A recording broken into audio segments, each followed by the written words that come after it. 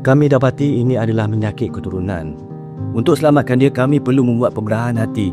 Mungkin ibu bapa dia tinggalkan dia sebab perkara ni. Pemindahan hati?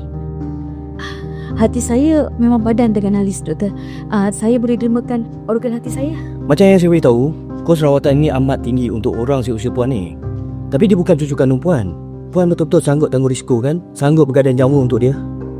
Doktor, Haris tu dah macam cucu kandung saya, doktor.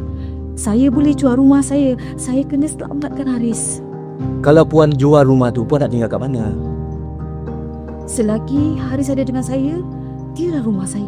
Harga jualan rumah tu hanya mampu tanggung kos pembedahan je puan. Rawatan pemulihan susulan memerlukan pembayaran yang tinggi.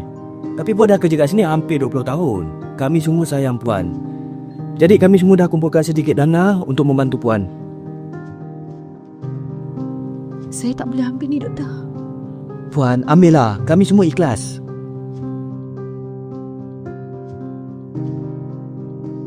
Terima kasih, doktor. Terima kasih, doktor. Terima kasih semua. Terima kasih. Terima kasih, doktor.